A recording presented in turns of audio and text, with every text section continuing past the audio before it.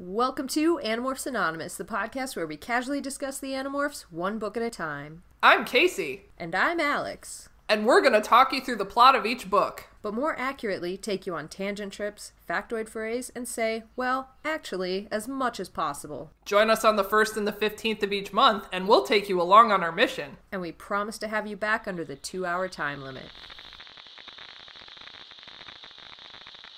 Ladies and gentlemen, I have a grave announcement to make. Incredible as it may seem, both the observations of science and the evidence of our eyes lead to the inescapable assumption that those strange beings who landed in the Jersey farmlands tonight are the vanguard of an invading army. Hello! Hello, my dear friends.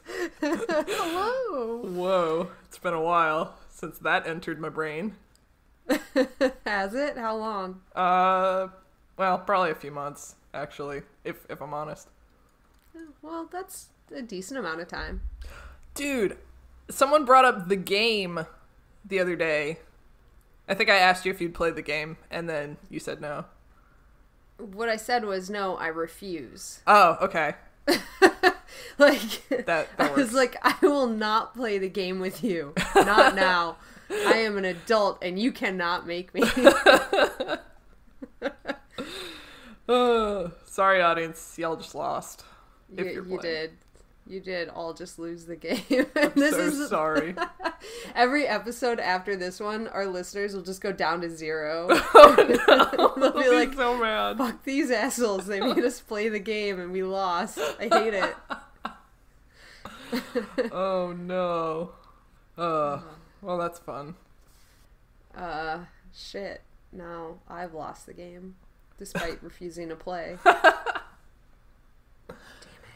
Damn it! Damn it! This is all okay. Is it? It might be. Someday. Okay. Somewhere. Some way. Okay. Huh? Anyways, I'm just gonna stop quietly singing you songs. What song is that? I believe it is from the one with the New York and the things and the two people are in love. It's a musical. It's very Rent? popular music. Nope. I hate Rent. The one, it was on Glee, and it was with Rachel and Finn, and they sing the song to each other. It was a duet. They come from two different families. It's like Romeo and Juliet, but like... Oh, West Side Story. Yeah, thank you. I was going to say South Side Story. South Side Story. You know, that bold new musical, The South Sure. Side Story. Oh, no. Oh, my God. Web Access America. South Side Story. That's right. I'm k.a.applegating my life now. It's basically the same. K.a.applegate is a verb different. now. It's what you do. Woo! That's amazing. Oh, that's terrible. Like, it's like the exact same story. Anyways. Woo! Speaking of k.a.applegate. Uh-huh. Did you read Animorphs this week? Oh, did I? And how did that work out for you? Oh my god. Oh my god. I have tears on my face. Of rage or of joy? Tears of... I think it's rage, but like diluted through a sense of hopelessness and sadness. So it's just coming out into a very cynical laugh. That's the premise of Animorphs. You got it. Yay! Mixed emotions of death. Do you want to just like get right into this book? Because I don't even have like anything to tell you. I just want to talk about this so badly. Okay. I'm amicable to that. All right. Perfect. We agreed. It is unanimous. We will do the thing. It is unanimous. All the votes are in. Let's talk about the underground. Okay. I have a lot of thoughts and a lot of feelings about this particular book. And with our particular main character in this book. I am trying to decide if I want to state my feelings up front or if I want to wait until we've done the synopsis. or interject randomly throughout the synopsis because it's more authentic to my experience in reading the book.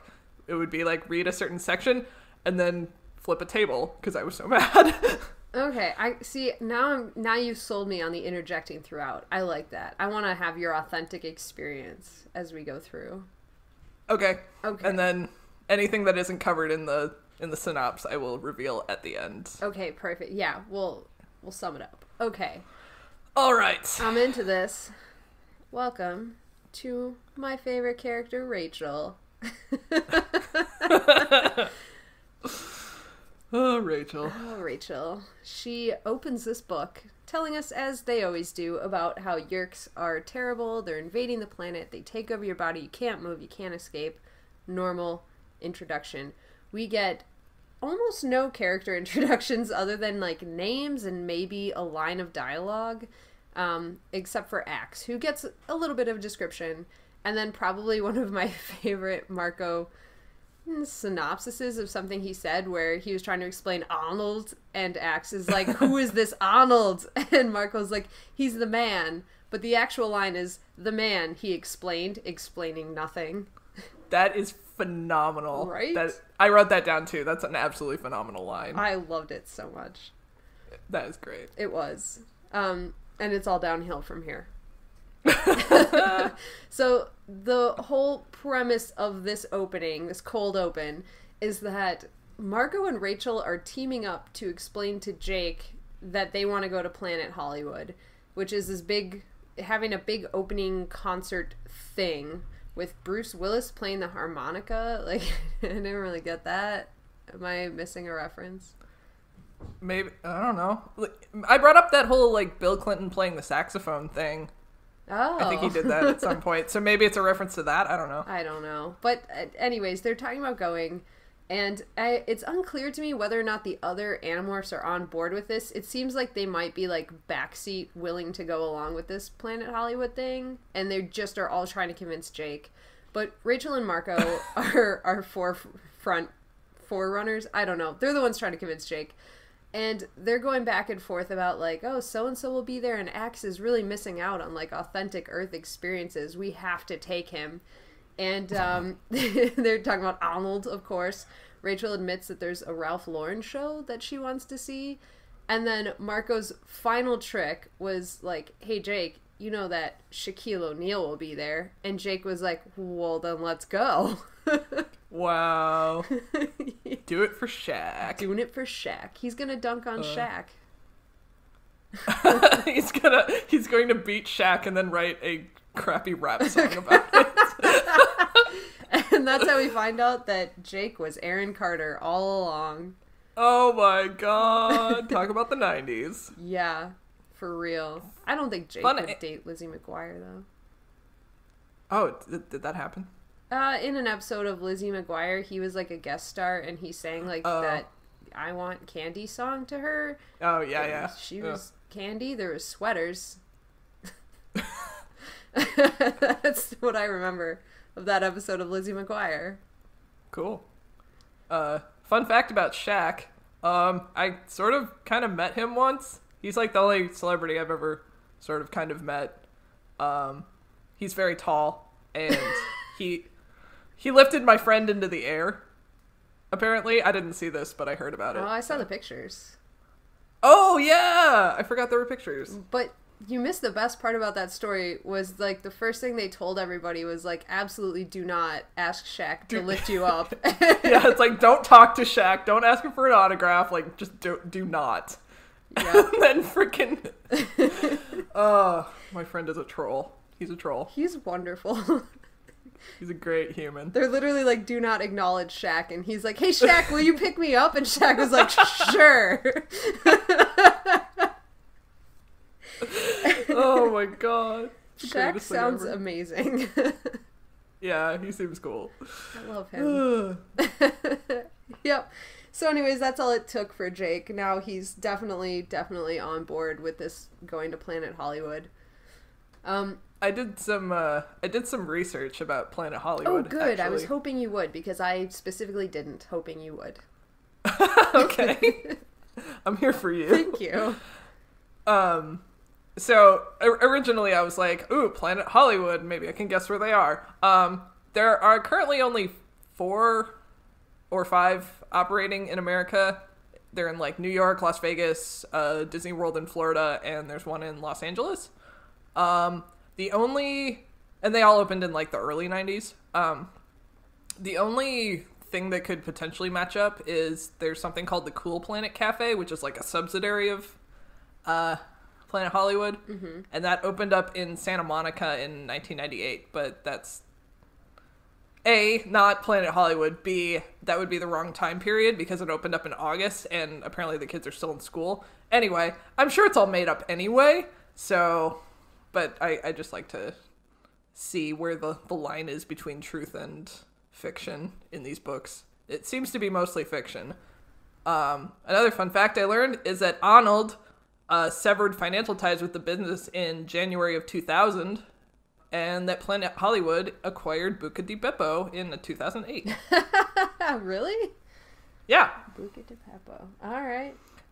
So, thanks, Wikipedia. And just to add to this book was published in April of 1998. So this would have been a little before that would have opened. Although, theoretically, you would still know that it was opening that close to it. Yeah. So, I'm a little confused because, like, my guess as to where they were kind of migrated down south towards kind of the Los Angeles area. Maybe, like, a suburb of Los Angeles. Just, like, geographically. Yeah. They mentioned that the Planet Hollywood opened up and there's a river that cuts through downtown. And that would match up because there's the Los Angeles River? I don't know. I'll never tell. I'll never tell. Anyway, that's my current guess.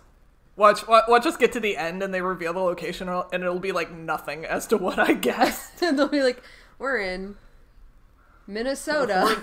We're in Anchorage. Anchorage? Oh, that would be hilarious. God. We are in Norway. We were in Hawaii the whole time. We're in Norway. Yes. We lied about our prime minister. I'm pretty sure Norway has a prime minister, not a president. They've said they parked on the White House lawn. That is pretty incriminating. Yeah, I'm pretty sure they're in America, but... They're in the U.S. or Canada. Or Canada? I mean, I feel like it's possible. Well, Canada has a prime minister? Yes, yeah. But, like, it's right, it's close enough that they could get to Washington from Canada.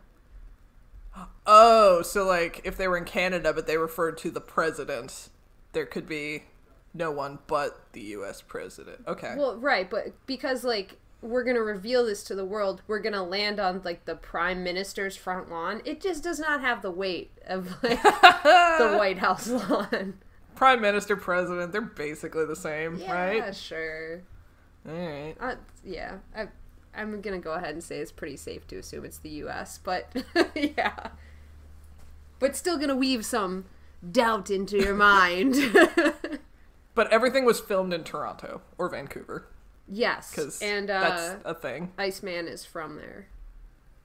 Oh yeah, he is. Yeah, Jakey boy / Iceman. I wish I could remember his real name at any. Oh, Sean Ashmore. Woo! Oh, I thought you said Sean Astin, and I was like, no, that is a different actor. What would Animorphs have been like if Sean Astin were the Sean Astin as Jake? Oh god.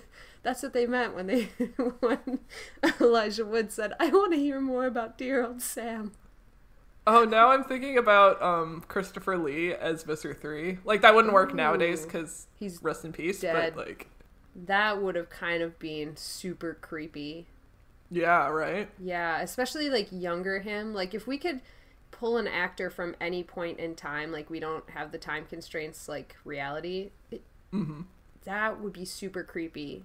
Like, in his Dracula days. Yeah. Holy shit. Oh, man. That'd be awesome. Woohoo. Alright, well, anyways.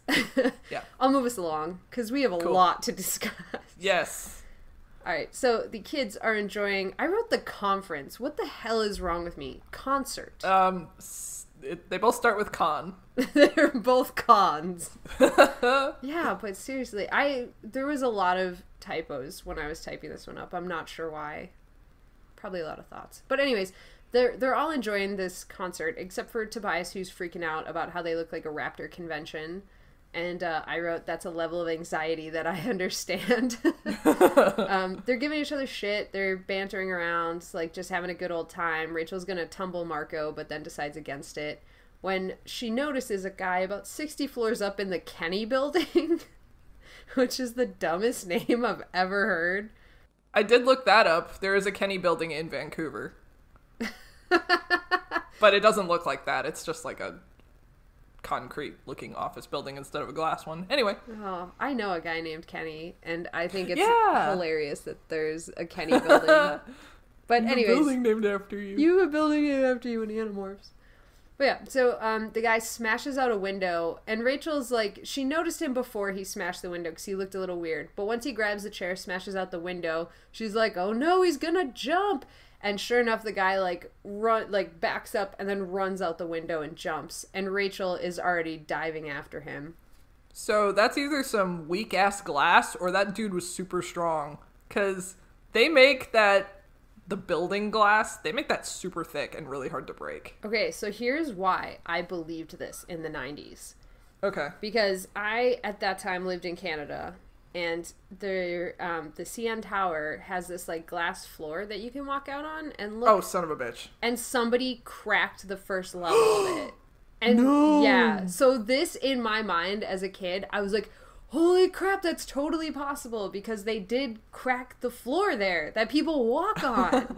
Oh, no. So, yeah. Maybe that was a cautionary tale, and then they made all the glass really thick. See, that's what I was wondering, is, like, at what point did they start adding that safety precaution to these windows? Yeah. I don't know. Yeah, because I'm thinking about Watchmen, the beginning of Watchmen, when the comedian flies through the window. Mm-hmm. You know, that took place in the 80s, so maybe that's another indication that they didn't make the glass very thick. It could be. They're also superheroes, but still. Well, yeah, but like, you know. Yeah, like not like the Superman. perp whose name I will not reveal in case you haven't read Watchmen. You should probably go do that. Because we're not gonna spoil Watchmen for you. It came out in 2006 or something, or 2010 maybe. I don't know. We were in college. 2000. I don't know. I don't know.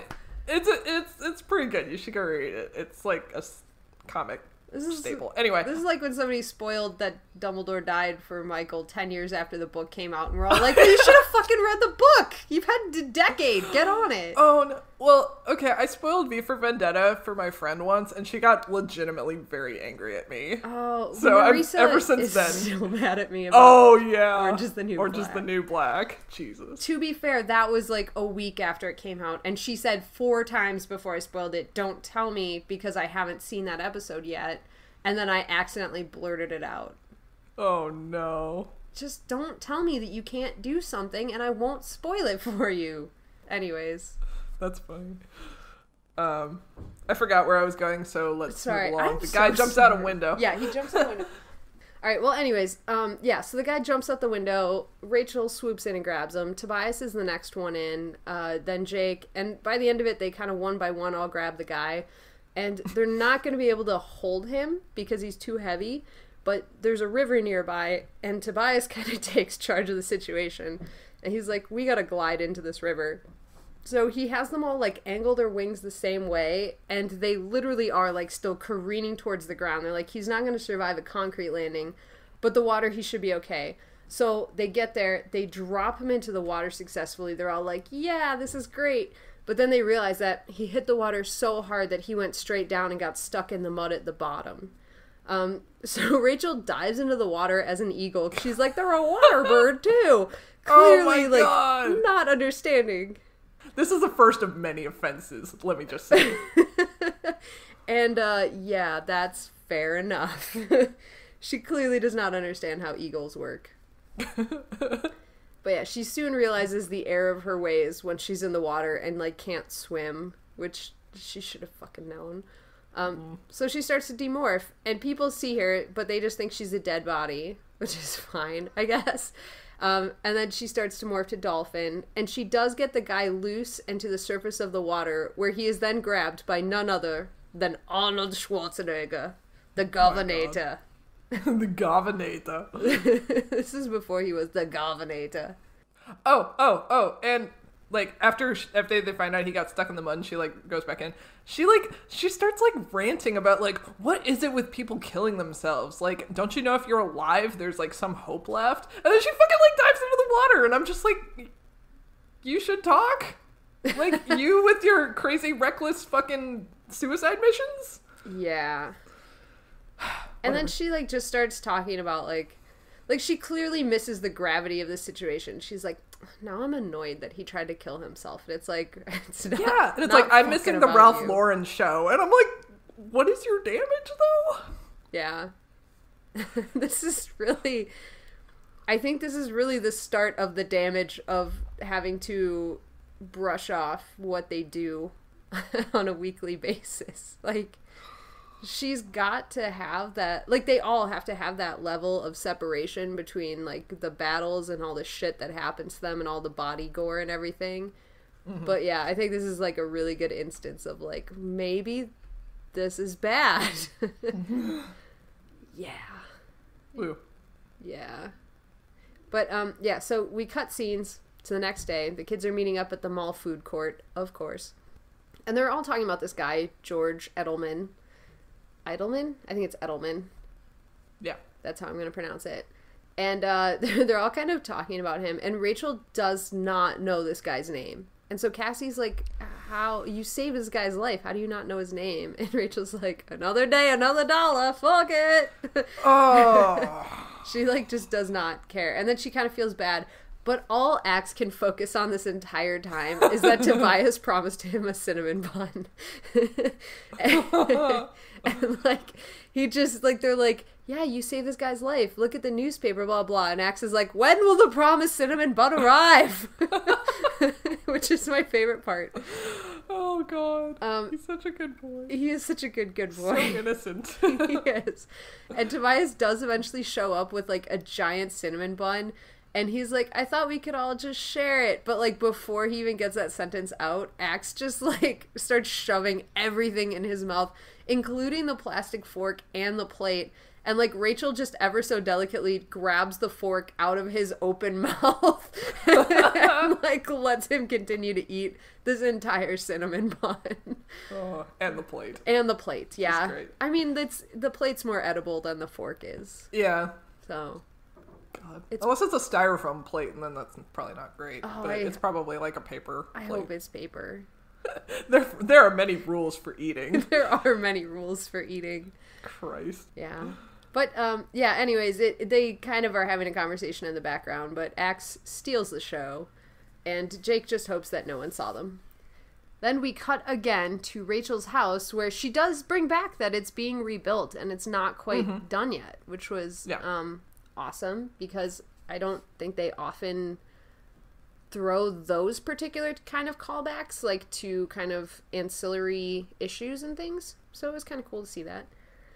And Rachel is looking for her shrimp, where it was thrown out by her younger sister. And Rachel, like, goes into battle Rachel mode with her younger sister, and she, like, shoves her finger in her face, and she's like, You stole my shrimp! And her younger sister is so pleasantly unfazed by this entire act. She's like, oh, sorry that I threw out your fucking rancid shrimp. You can't eat old shrimp. They've been in the fridge for like a week. And she's like, I was going to eat those. And she's like, sorry, I threw out your rancid pus-filled bacteria-crawling shrimp. Like, she just does not give a fuck. But yeah, so they're arguing. Rachel's trying to be intimidating. It does not work. And then Rachel's mom gets home, and after some short banter, we find out that she is the one that's working the Edelman case, and she's working to protect him from his family who wants him institutionalized, and they want it proven that he's incompetent, which they ask if that's where they poop a lot. Thank you for the poop joke. Yeah, we appreciate Or was it a that. pee joke? I don't quite remember. I think it was a poop joke. Well, I think it was they asked, is that the one where you have to wear the diapers? And they're like, oh, yeah. No, okay. that's incontinent. So, it's a poop I have 2 points. and pee joke. Yeah, I'm ready. So, first of all, they said Naomi's not high up in the firm. Right, but how did she become But she's lawyer of the year? What the fuck? Okay, yes, there's that. And then, 2, is she allowed to talk about her case with her children? I mean, like, she could just be like, okay, fuck that, they're kids, whatever. But, like, generally... Yeah, like, generally she's not allowed to give, like, names and a lot of detail. I mean, she didn't give a ton of detail. Well, actually, that's not true. She kind of gave away the entire case. Yeah. Alright, whatever. I don't know. Just rebellious and awesome. Yeah, maybe it's just, like, I don't know. I just don't know. And it's, like, I'm sure defense and prosecution are allowed to give away different details and different parts. But whatever. She's at home. It's her kids. No one cares. Yeah. Yeah. And then I just wanted to make a quick shout out here because Naomi says that this guy is insane because he's claiming there's an alien living in his head, and it's called a Yerk or a York or something. And that made me think of the email from other Alex P, who said his little brother thought that he had a teacher named Mrs. Yerk, but it was actually Mrs. York. And I was like, look, he's pretty close. Maybe he was referencing this book. Anyways, yes. So then we cut to the Animorphs heading to the mental hospital to talk to this guy, where they crack jokes for like 10 minutes about being nuts, which is probably wouldn't fly as much in this day and age, but in the 90s was like, that was the jokes. The pinnacle of humor. That was the pinnacle of humor. But the best part of this is like, even like Cassie is kind of laughing at some of these, and they're all cracking jokes back and forth about being nuts, and then Jake is like, we'd have to be nuts to find a way to break into that building. And the spell is broken. And the spell is completely broken. And, like, nobody responds. And he's like, did you get it? I said they'd be nuts. And then he just gets frustrated. He's like, never mind. Let's go. And that's how they start that mission. Oh, no. He, like, did his best. And it wasn't good. Oh, baby. Poor Jake. He tried so hard. Yeah, so they're like trying to break in, and then they see a food truck, and they're like, oh shit, that's a good way in, because we can get into the back of the truck, then morph into a bug and have them carry us in. They're like, cool, that's the plan. So they're trying to find a place to morph. After like 20 minutes, they find an abandoned dumpster. So the 3 that pulled this mission were Jake, Rachel, because she saved the guy, and then Cassie and Marco flipped a coin. Because Tobias didn't have a useful morph, and Axe something, no one cares. But it was between Marco and Cassie. They flipped a coin. They had to explain to Axe what flipping a coin meant, and Marco was the one that had to go. So they get into this dumpster. They morph Seagull. They're flying around, and Jake's like, okay, we gotta be super careful. Like, we gotta get in here, like, you know, when the guys can't see us. And Marco's like, 1, 1,000, 2, 1. And Rachel's like, fuck it, let's go! And, like, flies into the truck. I love it. How frustrated are you right now? And then I flew into a rage. The only thing better would have been if I hadn't laughed at your joke and we just replicated what happened to Jake. But it was pretty good. I enjoyed it. Woo. Yay. So yeah, they fly into the back of the truck behind some boxes. Rachel's pretty impressed with her own flying skills. And they start to demorph and then remorph. And it's super tight behind those boxes. And they're like kicking each other, getting in each other's faces. Jake has his knee in Rachel's back. And then they start going cockroach, and everything is fine. They crawl into a crate that is kind of close to them. And they start smelling something like really sweet. So they're trying to figure out what it is. And they realize after a few minutes in there that it's bananas. I'm like, okay, great, that makes sense. And then they start having this kind of adorable conversation about, like, why Cassie washes her bananas before she eats them. And he's like, oh, no, it's because of the pesticides that they spray on them. And Marco's like, their skin is, like, a foot thick. Why would you do that? And he's like, you know, because they spray them with, like, trace amounts to ward off the spiders. And they're like, spiders? Dun, dun, dun. Okay, as soon as they fucking crawled into the crate and they're like, oh, it's bananas, I was like, I wonder if they're going to encounter one of those banana spiders. Yeah. Literally a paragraph fucking later. And the other thing is, tarantulas, like, they have them there, but, like, the spiders that are in bananas are usually, like, black widows, and then the other spiders are banana spiders, and those things are, like, 3 feet long, or, like, 3 feet wide. Gigantic. Yeah, so it's not like you get those caught in the crates, like, unbeknownst to everyone. Yeah, oh. Yeah. So, this was kind of a little... in this book where they're morphing cockroaches in this box of spiders, this is a little made up, you know? Yeah. I take umbrage with the spider type. But yeah, so it's a tarantula in quotation marks. So yeah. He's a large arachnid. Yeah. The only good part of this was that Rachel's like, oh, behind you, and Marco's like, oh, you're gonna tell me there's a spider behind me, so I run around like a fucking idiot? I'm not falling for your bullshit, Rachel. And then Jake's like, turn around, and sure enough, there's a spider. Turn around, Marco. Every now and then there's a spider. Fuck. Oh no. So oh no. oh no. So the spider hones in on Rachel. She takes off running, and this thing is faster than her. So it catches up to her, clamps down on one of her legs, and it's not letting go. But she was kind of coming out of the top of the box as this thing grabbed her leg.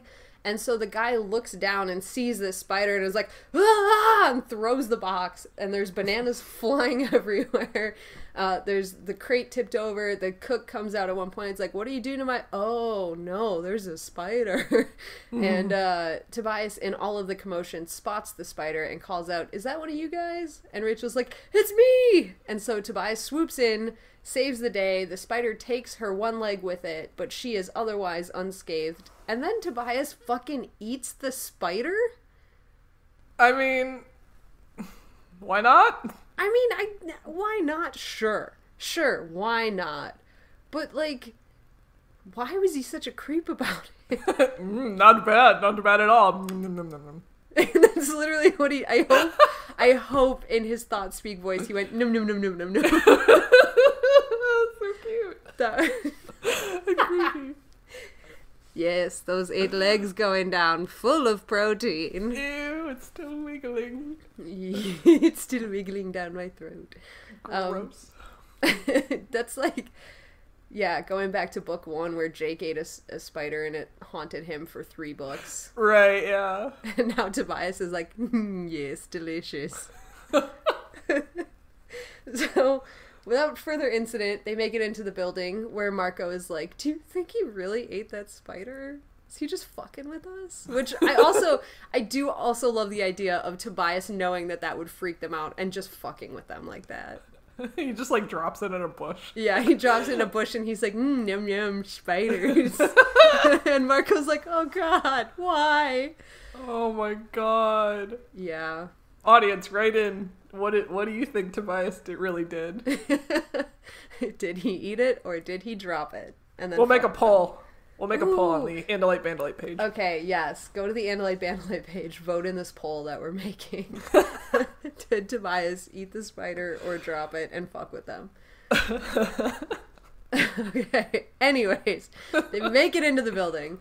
And that's about when Cassie chimes in with like, hey, the idleman's right above the kitchen. You just gotta go up and then over one room. And they're like, Cassie, you're in Morph. And she's like, Axe and I went to Birds as well to monitor the situation, as it were. So, and then Axe is like, they are watching the show called Gilligan's Island, helpfully. Yes, and then everybody's like, how does Axe know what Gilligan's Island is? He read it in the almanac. What if Axe... Never mind. Maybe he watched it at Jake's house when he was pretending to be Jake. Yeah, that could be. Anyway. I like the idea that, like, they just invite him over to watch, like, shitty TV every once in a while. Yeah. That'd be pretty cute. To expand his knowledge of humanity. Right. Now that he knows who Arnold is. Yes. Anyways, so, yeah, Cassie tells them where the room is, and they go crawling through the walls to get there, pretty much without incident. There's a little bit of description about, like, climbing up the wood and, like, finding other roach poop and running into another roach. But they come out under the toilet upstairs with the plumbing and make it into the bathroom. Rachel crawls up on the windowsill, says, "Am I in the right spot?" And they're like, "Yeah, pretty much." So they're like, "So who's going to talk to this George Idleman dude?" And Rachel's like, "Me." So she starts demorphing in the bathroom, and this old dude just walks in, like, in, like, slippers and I assume a house coat, like, just kind of hunched over, and he's about to go to the bathroom, and he kind of sees her, and he turns to her, and he goes, "Oh." She's like, "Can you please get George Idleman for me?" Like, very politely, nice, like, little cockroach girl she is. And he's just like, "Sure. Are you real or a figment of my imagination?" And she goes, "Oh, I'm a figment of your imagination." He goes, "Okay," and then goes to get George. Dude, she was so fucking lucky that particular guy either was on a hallucinogenic drug or had an hallucinogen-based mental illness. Yeah, because if he hadn't, just he'd be like, assumed. Yeah. Like, I'm in the mental hospital. It's not that big of a stretch, right? Yep. Yeah, so George does make his way into the room. The guy was as good as his word. And she invites him politely to sit down and then says, "I'm your lawyer's assistant." And she invites him to sit down on a toilet. Like, he's like, "No thanks, I'm good." And he does mention how it's a little weird that they're meeting in the bathroom. And she goes, "Please excuse my weird appearance." And he's like, "You look a little young." And she goes, "Yes, but I'm 25. I just moisturize a lot and use sunscreen every day. Thank you." Whatever.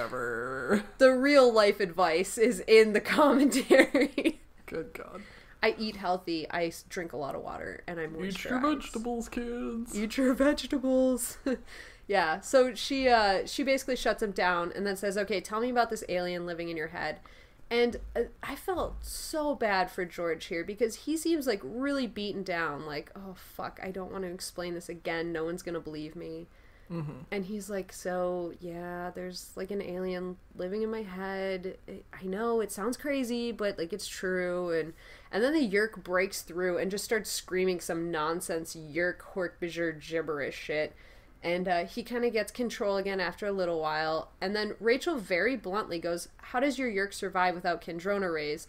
And George is like, "Oh, she believes me." Like, he's like, "This is great." He goes, "Are you an Andalite?" And she's like, "Yes." So after a moment or two of just being pumped, he explains that after they destroyed the Kendrona ray 10 books ago, that quite by accident they discovered that there's a meal replacement that the Yerks can use that will keep them alive for a little while longer without Kendrona rays. What they didn't realize is that this substance was absolutely addictive and it would slowly drive the Yerk insane because part of the mixture replaces the Yerk's brainstem. So they live as long as the hosts now, but they're absolutely insane, incoherent, non-usable as Yerks. And the replacement is instant maple ginger oatmeal. So they make it sound like they discovered the oatmeal as a result of the kids destroying the Kendrona rays, where I'm more likely to buy that some of the controllers just happened to have oatmeal for breakfast one day and got addicted to it. Yeah, I mean, I can believe that because, like, when did we stop seeing people breaking? Like, because it was like they destroyed the Kendrona ray, 2 books later, or whatever, we started seeing teachers and stuff breaking. Yeah, and the lady in Megamorphs. Yeah, exactly. Like, she was pretty sentient. Sentient? Word? She is sentient. Yeah, she was pretty, I don't know, aware, I guess? I don't know. But it was, like, it came in waves. Like, we saw it for several books after, and then it kind of tapered off. Uh-huh. So I would imagine that it was an accidental discovery, like 3 or 4 books ago when we stopped hearing about it. Oh. If we're making up a timeline, that is. Sure, that makes sense. I think so, because we did see the repercussions of it, and as far as we know, the Kendrona, they still only have the, like, main one in the pool. Like, they don't have enough to maintain this. I don't know. And X's book, too. And this makes more sense because when Jake had the Yerk in his head, like, the Yeerk got weaker and weaker over time without the Kandrona, but I don't think Jake was ever able to, like, regain control over the Yeerk until it, like, vanished from his head. Right, exactly. Until it started to crawl out of his ear. Yeah. Mm-hmm. And maybe that crazy lady had some of the oatmeal treatment, and that was part of why she went insane with the Yeerk in her head. Oh. But yeah. Yeah.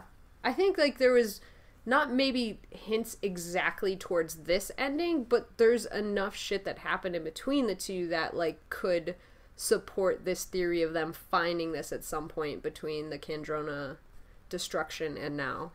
Sure. I think so. I don't know. I think it works. Yeah. Yeah. But yeah, they find out about the instant maple ginger oatmeal, which is just a disgusting flavor. I wouldn't eat it. You're from Canada. You should love maple. With ginger? I love ginger. Yeah. I love maple. I Not don't together. know that I would ever combine those two flavors. Sure. Getting back to this book. So they meet up to discuss this astonishing realization in the barn. And it turns into a conversation about, can they do this? Can they use this weapon against them? Because the hosts suffer during this. So people suffer. There's no way to free them if the Yeerk is insane and stuck in their head. It lives as long as the host, and they have to live as this insane person. And it was really interesting to me. Marco and Rachel, of course, are like, yeah, let's use this weapon. It's a weapon we have. We need more weapons. We're weak. We need to use everything we've got. Tobias and Axe are the ones that are most strongly against this. Like, Tobias is very, very, very against addictive drugs, which makes He's sense. a dare kid. He's a dare kid, but also his uncle was an alcoholic, so... Oh, sorry. I didn't mean to make a joke. You're allowed to. He could have just been a very intense dare kid. Yeah.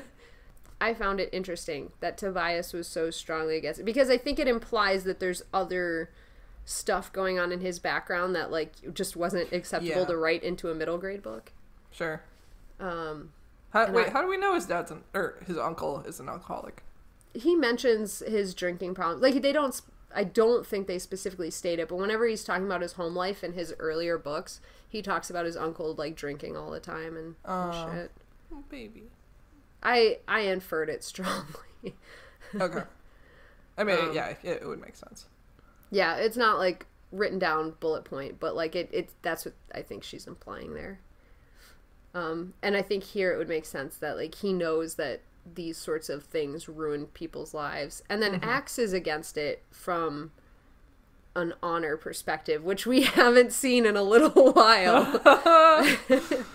Axe is like, this is just not honorable. I know we're in a war, but we still have to decide how low we're going to stoop here.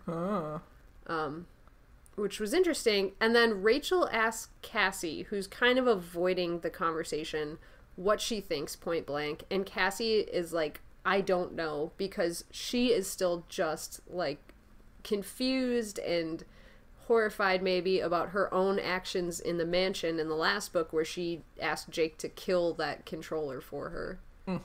So that's interesting. And then Jake kind of ties this conversation up nicely in this instance, even though the larger question remains.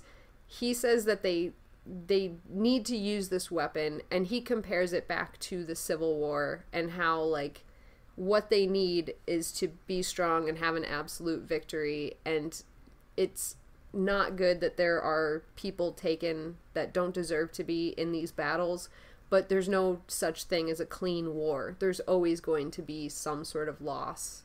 And that's kind of enough at this point to convince everybody that they have to use this weapon. Which is interesting, because we'd had a conversation a couple episodes ago.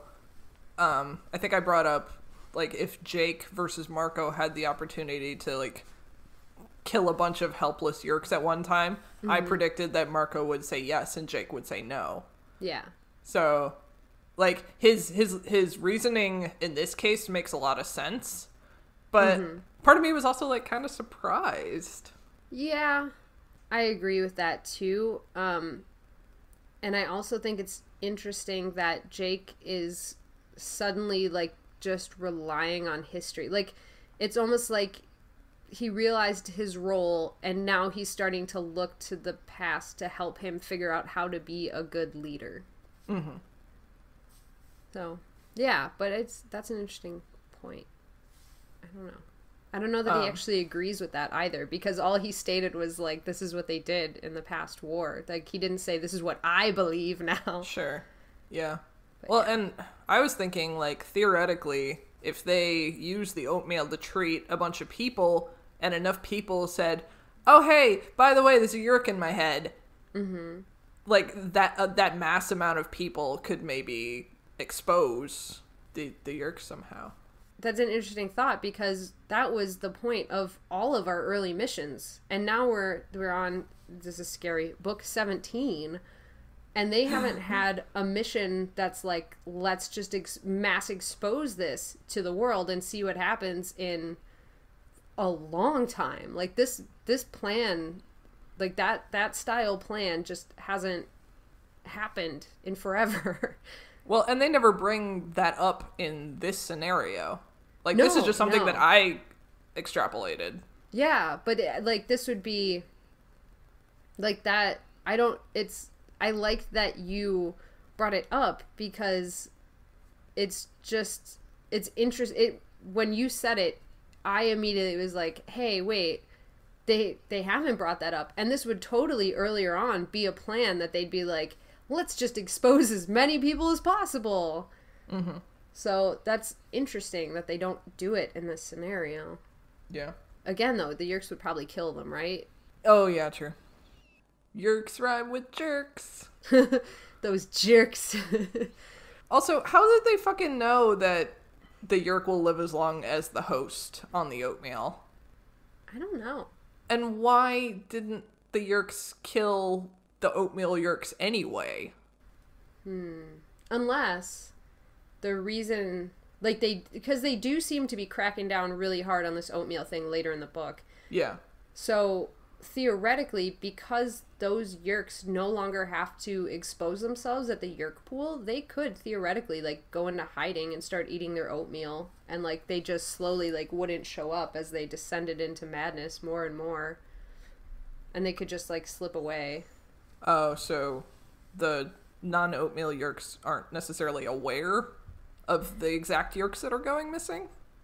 Yeah, because they seem to be like really cautious. Like so this is like jumping way ahead, but I'm just going to do it for the sake of this conversation. When that girl tries to sneak in with the oatmeal later in the book, they like really crack down on her. Like, how could you bring this here? I'm not an idiot. I know what this is, blah, blah, blah. But they want to deal with like her with disciplinary action, right? But they're not going to kill her. Yeah, but they probably like locked her up somewhere. Yeah, so if the yerks eating the oatmeal knew that that's what was going to happen, it makes sense that they would just like stop showing up to the yerk pool, and they're not checking in every time they go, because they have to go to feed, and now that they don't have to, they could just slip away and the yerks wouldn't necessarily notice. Like, that's probably one of the biggest tricks that the Animorphs are using in this book, is like, if there's more people, they don't notice because they're getting new hosts every day, but also if people go missing, they're still getting new people every day. Like, they don't know every face, right? Yeah, which I think is kind of a flaw in the yerk's plan. Like, they should be keeping track of their people. Yeah, they should. I could also see that leading to, not that it would really matter, but I could see it leading to a lot of like, you don't have your ID card printed yet? Behead them! Like, the office nightmare that all of us live through. Oh, jeez. I forgot my ID at home again. Kill them! Oh, no. Yeah, they really need to figure that shit out. I mean, when you're mass infesting the planet, you have to... Yeah. There's gonna be some loopholes. Anyways, the conclusion of this meeting in the barn... I'm just gonna keep going until you stop me again. But the conclusion of the meeting in the barn is they have to go back down to the yerk pool. And this leads to Rachel having a nightmare about the Yerk pool where she dreams that she's going to become a controller, and just like any scared little kid, she hides under the covers to wait for morning, which is really sad. Mm-hmm. But this is the start of a lot of conversation about Rachel feeling like she has this role to fill and she has no other options other than to fulfill this role she made. Mm-hmm. So I want to talk about that so much. And we will. Yay. Yeah, so finally it's dawn and she opens the window, and just like every day where Tobias catches breakfast and it's not raining, he comes in and they do homework together, which is so cute. Fucking adorable. That's so cute. Yeah. And then Tobias is like, I like math. And then there's like some famous quote, like it's the universal language or something like that, but he's like, yeah, because like everybody does it the same or whatever. It's like that quote from Mean Girls when she says math is the same in every country, and then Damien's like, that's beautiful, this girl is deep. Aww. I love Mean Girls. I do too. Yeah, so that's Tobias Mean Girls, is it? But yeah, so they're doing math together, and Tobias starts asking her about, like, what morphs will I need for the Yerk pool, and she's kind of like, oh, you don't have to go, and he's like, no, I do, and then Rachel's like, okay, well, have you found us any new entrances? And Tobias is like, I do, and you're gonna love it. I'm loving it. Yup. Oh, I didn't even catch that the first time.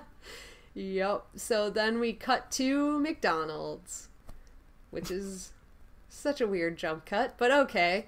They walk up to the counter, or they're gonna walk up to the counter and order a Happy Meal with extra happy.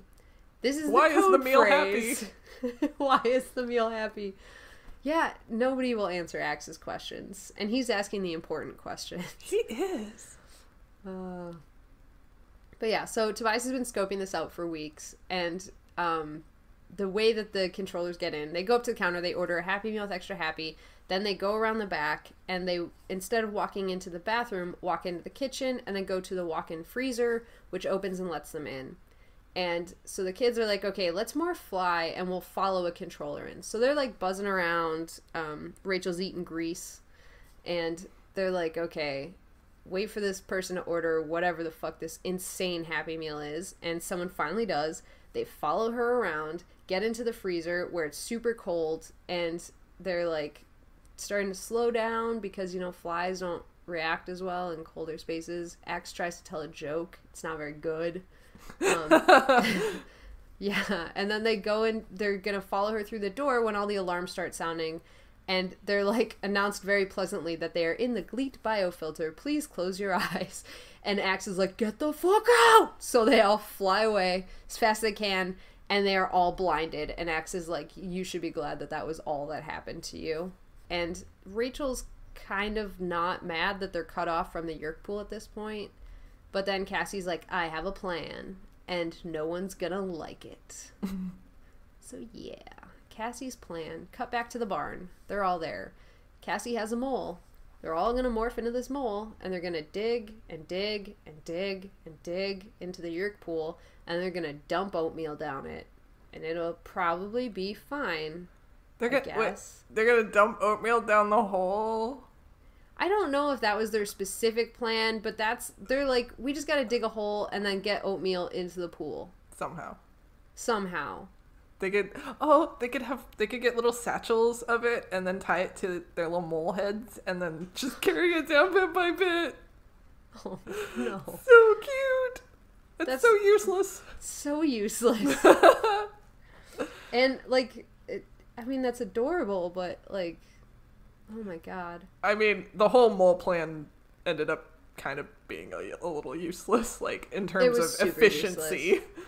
And also helpfulness in general. This is a terrible plan. I didn't want to tell Cassie this because I know she's having a rough time right now and I really feel for her, but like this plan's real bad. But yeah, so they decide they're going to scout out a place where they're going to start digging, and Tobias basically just zoops around the area and then finds like a pretty much abandoned house. It's for sale, but like it has been unoccupied for a very long time. It's between two businesses and a decrepit park, and like it's off a highway. So like this is the shittiest location. No wonder it hasn't sold. Like this is terrible. And there's a shed in the back, and they're like, oh, we got a shed, we got a place, let's start digging. Yeah, and so Jake's like, all right, team, let's go mole. And Cassie's like, well, actually, we only need like one mole digging at a time. And this is where Marco is like, you mean I have to dig into the ground, probably die by being crushed by thousands of pounds of loose soil, and I have to do it alone. And Rachel's like, she's like, quit being a big baby. And they're like, all right, volunteer number 1. And yeah, then, let's choose Rachel to do the first of a new morph, because she's real good at that. yeah, she's real good at controlling those brand new morphs. Uh-huh. And true to form, she's terrible at it. But I cannot skip over this morph sequence to talk about how bad she is at controlling it, because this morph sequence is fucking hilarious. Yes. It's so bad. She basically, what happens is she's standing there. She starts to morph to mole. Her arms and legs shrink in, so she's just standing on her like little feet. She's just got her little arms coming out of her shoulder, and then she gets bottom heavy, so she starts to fall, and everybody's mocking her. Even Cassie's laughing at her as she falls on her ass in this giant like roly-poly thing. And then she says, I looked like one of those dolls that you punch and then they like stand right back up. So this is hilarious. And she's still trying to like threaten Marco through this morphing sequence when clearly it's terrible. I love it. It's so bad. Yeah. So that's her morph sequence. And once she is mole, she does lose control of the morph. She starts talking about how like, ah, yes, I want to get into the ground and like, you know, get into the darkness. It will be so comforting and warm and everything there. And they're like, Rachel, are you there? Rachel? And then they just pull her out of the ground like, oh, let's get her before she gets too far. And they like lift her up and she's like, ah! And Jake's like, Rachel, snap out of it. And she does, like on command. So that's pretty good. Yeah, but she's definitely not the most talented at controlling new morphs. Well, and then they were like, oh, you got lost in the mole brain. She's like, no, I didn't. And it's like, yeah, you did. Shut up. Of course she said that. Of course she's like, no, I didn't. God. Come on, Rachel. But yeah, so she does gain control of this morph. And she starts digging. She's like, all right, let's get to it. And she's like the first one up, and she's digging and digging and digging, and she just starts going on about like how this is terrifying. I can't breathe. Like I can breathe, but I feel like I shouldn't be able to breathe, and all the walls are closing in around me, and I don't have enough room to turn around. If something happens, I'm dead here. I can't move. I'm stuck. And she freaks out. She dug for as long as she could, and then she comes back up, and it's only been like 20 minutes. And she's like, no, I've been digging for at least an hour. And this clearly affects all of the Animorphs because they all just take hour-long turns digging. They do not even try to go over, like, towards the 2-hour time limit. They're like, nope, 1 hour. That is enough. And after they get through the rotation of morphing, it's back to Rachel, and they're like, okay, end of the day, let's go home and take this up again. But before they leave, they're like, let's check how fast we were able to do this. So they check their progress, and it was like 41 feet long, but because they have to go on a grade and they can't go straight down, it's only about 6.8 feet deep. And then Rachel goes like six lousy feet, and Axe goes closer to 7 lousy feet because Axe is a goddamn treasure. He is. But yeah, Tobias is the one that quickly figures out like, oh, this is going to take us like a week to do this. And so the next sequence of events is just them spending a week after school digging, and whoever's not down there digging, they're just all sitting doing homework together. And like, I just thought this was adorable. So like, I had this moment where I'm like, Kaycie, you love these kids' moments of them interacting. So what do you picture this week looking like? Oh, just like them sitting on the ground with their backs against the wall of the shed, just like with like all hunched up with their little homework. It's, oh my god, I loved it. I loved it. And it's like, at least they're getting their homework done, you know? Like, sometimes they have to be like, save the world, do homework. Well, I guess I have to save the world, and this book report's gonna have to wait. So, they got a little bit of a reprieve. Yeah. Yeah, they did. I just love them. I love them, too. And I love that Axe was also just sitting there, like, listening to their homework, like, your science mocking their so science. Cool. It's so adorable that you think that that's how this works. Oh, my God.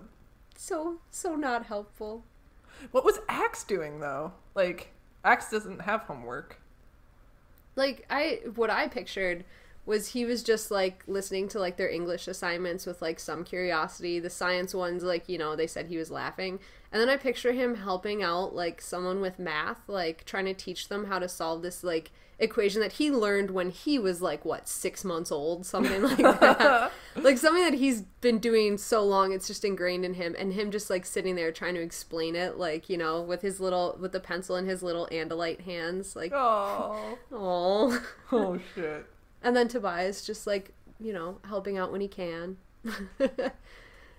Aww. Anyways, okay. Yeah. So, like, after about a week of this, it is Friday night. They're still digging.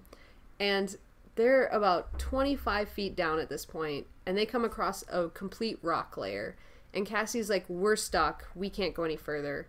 And Rachel just will not accept this. And she's trying to still be brave and be bold. And she's like, I'll figure this out. So she morphs into her mole morph. She goes running down the tunnel. And sure enough, she finds a fissure in the rock where they can go through. And she hesitates. She's like, do I tell them? Because I could tell them and they'll believe me because Cassie said there was no way through as well. And we could all just go home and not do this stupid fucking plan. And instead, she's like, I have to tell them. So she does, and Jake says, okay, but that's enough for today. We'll come back tomorrow. Because it's Saturday, we can spend all day doing this bullshit. So they go home, and the next day they show up there, and they're going to dig through this rock layer, and Rachel is once again baited by Marco to go first, and she mentions how Marco says he's scared, and she's like, it must be so liberating to be able to just say, I'm scared, and to bow out, but she can't do that. And so she has to go first. She has to play this role. And she ends up going first, falls through the hole, and lands on something soft. It takes her a minute to figure out what she landed in. It's relatively soft, but she doesn't really know. But when they do figure out what it is, it's kind of gross. They now realize they're in a bat cave. And what they are laying on is a floor of straight guano. Yay! Which is bat poop. Poop. There's a lot more poop jokes than I initially remember in these books.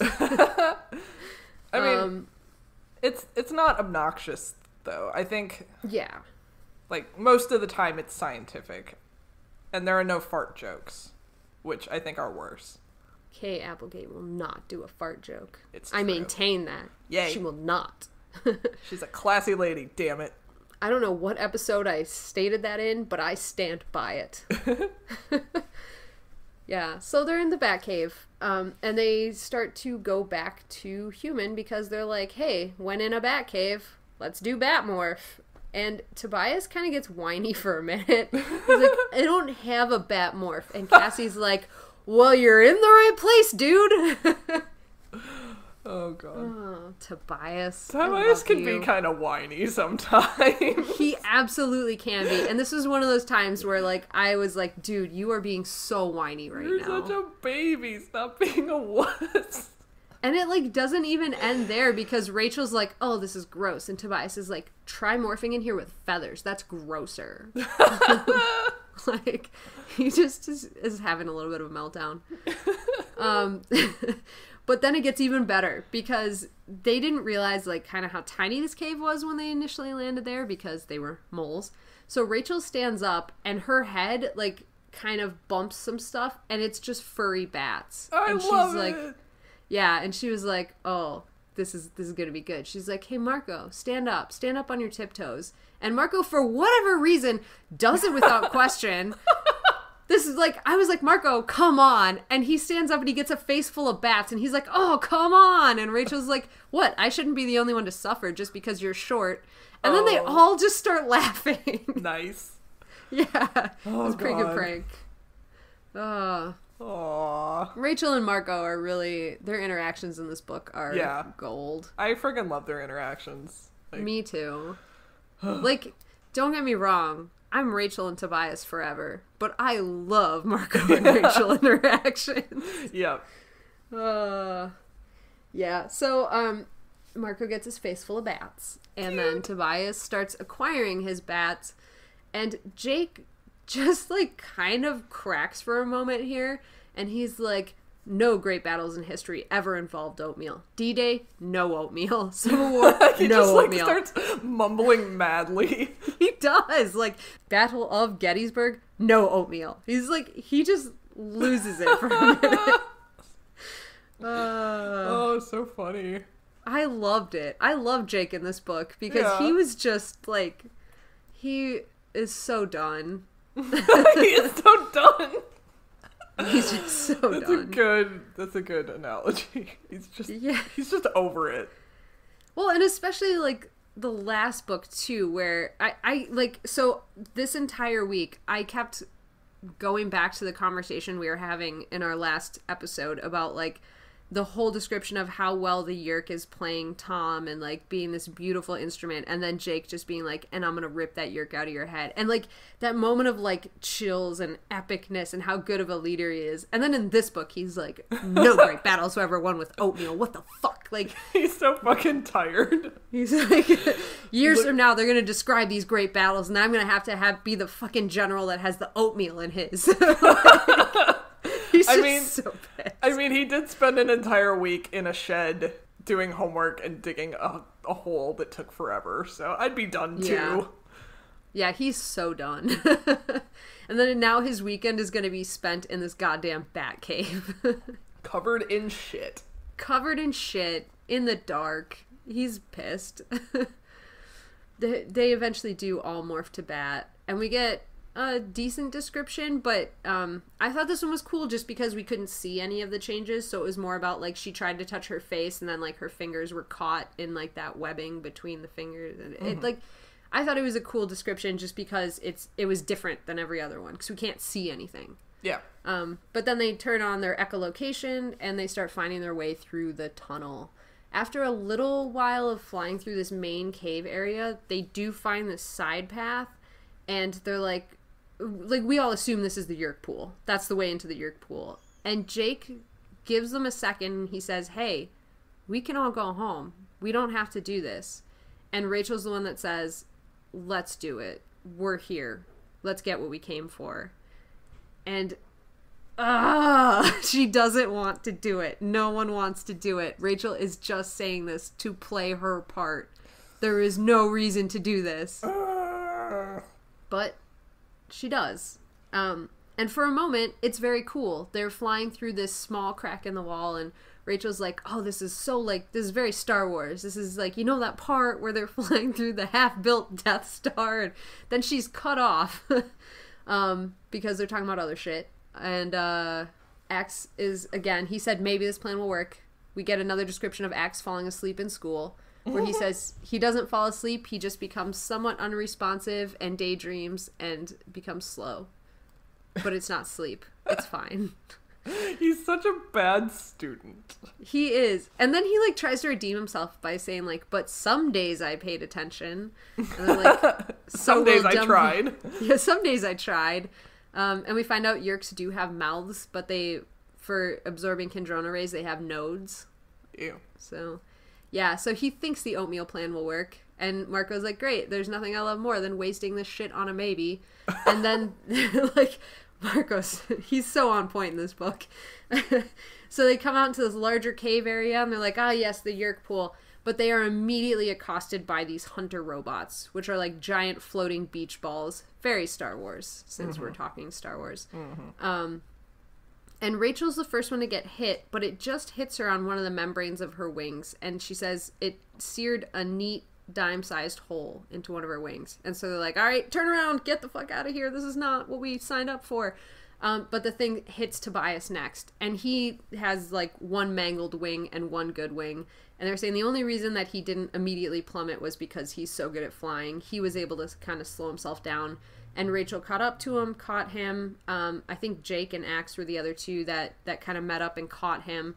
And they're trying to, like, pull him up and get him out of there. But, like, because they're slowed down and because these robots are after them, things just go to shit. So, Axe gets hit. He kind of goes tumbling away. Tobias says, just get me to a wall I can hang. And they're like, oh, good idea. So they kind of are pulling him that way, and people are getting, like, hit or near misses. They do get Tobias over to the wall. He clings to it. Rachel lands next to him, but the one hunter robot is still, like, right on their tail. And somebody asks Axe, do they have a weak point? He goes, yeah, they have a lens on them. So Cassie and Marco find tiny rocks and start throwing it at the thing. They manage to crack one lens, which works. The hunter robot goes away, but there's another one that's still like 20 feet away coming at them. And Rachel just puts her one little bat wing over Tobias to shield him. Aww. And then the robot fires and burns that wing clean off of her, and she goes tumbling into the pool below. But she did save his life. I have a quick digression. Yes. I've been noticing, like, literally just now I've noticed this. Cassie rarely ever gets injured on a mission. Yeah. And is that because she probably plays it a little safe when they're in the midst of things? Okay, that's a really good question, because I don't know that I've ever thought about that specifically. Yeah. But, I would say, yeah, she plays it safe, but rightfully so, because if you're thinking about all of their battle morphs, hers is the most vulnerable. She has the weakest one, but her strength lies in the fact that she's one of the quickest, and she has that sense of smell, and she's able to kind of get in, get out, dodge really easily, where the rest of them kind of, they're bigger they kind targets. of have more tank morphs. Yeah, like the gorilla isn't particularly fast, the grizzly obviously isn't. The tiger's quick, but, like, it has so much more power than the wolf. Like, Tobias, he's a hawk. I mean, I don't really want to get into him so much right now, because that's a whole other can of worms. But, like, focusing on the main team before Tobias rejoined, I would say she has to play it the safest because of how small and quick she has to be. So it makes sense, because she can't get a limb torn off and still be okay, right? Like, that would be a death toll for her. Whereas the others, maybe not. Well, and I'm even thinking of, like, the last book when they were all birds trying to fly into Finester's house, and, like, Rachel obviously got taken out, and, like, I think it was Axe also got... Yeah. I don't know, like, even in any situation, I feel like she rarely ever takes a hit. Maybe, and this is total off-the-rails theory, I have no basis for you, but maybe it's because of her being an Estrine, and she's just better at controlling the morphs. Like, she can react faster because she doesn't have that extra layer to go through that the other Animorphs do, where it's like translate thought into animal brain, animal body reacts. Or it could be that, like, say that they're, like, a group running or flying towards something, and something approaches from the right. Maybe she, like, unconsciously, like, goes away from it because, like, she's scared, obviously. Her instinct isn't to meet it head on, it's to, like, run away. Because, like, I'm thinking about Megamorphs when Marco got taken and she was, like, too scared to do anything. So maybe it's just, like, an unconscious, like, oh shit, I'm gonna hop away. And the reaction, too, when she was in the bathroom, and her instinct was, like, just get small to get out of the way. Yeah. Don't join the fight. Yeah. Yeah, that absolutely could be. Yeah. Anyway, that's just something I thought of just now. Yeah, no, that's super interesting. And, like, that makes sense, because fighting isn't ever her strong suit. Yeah. Like, she fights, she does it well, she contributes to the team. It's just not what she's good at, whereas the other ones all have, you know, something going for them. I would say other than Tobias. Tobias is another one that's not great in a fight, but he'll still throw himself in with reckless abandon where Cassie will not. Yeah, interesting. Yeah. But she doesn't get hurt. But the other thing is, in this book, for as, again, close as Rachel and Cassie are, when there's group discussions, like, there's many of them where Cassie is the only one who doesn't talk at all. Mm-hmm. Like, she laughs along with the group, or Cassie did this, but, like, she doesn't contribute at all in this book. And I think the introductions, I shouldn't say at all, because she obviously contributes to the mission, but, like, vocally, she's just not there as a presence. Like, in the opening, they were all having a discussion, and it was like, oh yeah, Cassie was there. She laughed at that joke. But, like, she was the only one that didn't say anything. Yeah. So, I don't know. It's another situation where I think... Although, see, normally Rachel books are where we get those Cassie-Rachel interactions where we're like, oh, we really feel like they're friends. And now in this book, it's like, nothing. Yeah, I wasn't feeling the friendship in this book. I was not at all. Yeah. Even though Rachel said a couple times, like, oh, like, I was really scared when Cassie didn't immediately say, oh, we have to do this thing because of morality, because she makes up in the morality where I am ruthless. Or, like, the thought of Cassie being hurt made me want to cry. And it's like, you're saying this, but I'm not believing it in this particular book. So it really yo-yos for me, like, whether I feel like they're best friends or not. Yeah. And I don't know. I got way more... Like, I felt like she was much closer with Tobias and Marco in this book than anyone else. Yeah. Anyways, she protects Tobias, gets her wing blown off, and then falls into the Yerk pool. Dun dun dun. So she lands in the churning, rolling waters. And by water, we mean that lead, watery gunk stuff that they swim in. Poop. And, poop. It's probably poop. And she's desperately trying to echolocate, but because she can't get above the churning waters, she can't really see anything. So she can see above her Cassie coming down. So there you go. Cassie did start in this one, and Rachel's just like, back off, like, don't get yourselves killed. And they do. They listen to her. They just back right off. Which we could again have another discussion about how Jake would leave her, but not like if it was Cassie or something, he'd be right down in that water with her. But again, Rachel can take care of herself where the others cannot. So yeah, they back off. They're not going to get themselves killed. And after a minute or two of just being in this water, she keeps, like, panicking every time a Yerk bumps her, thinking, like, oh, God, they know I'm here. And then she realizes they're not reacting to her at all. They're blind. We knew that. But she's like, how do they even know anything in their natural state? And she takes a quick moment to, like, consider how do they find their hosts again when they're feeding in the pool. But then she's like, never mind, I got to figure out how to get myself out of here first. And so she's being hauled along in kind of a circle. Like, there's a current under the water that kind of spins around the pool. And so she's being hauled towards the pier, the metal pier where they tumble people over so their heads go underwater and they can get reinfested.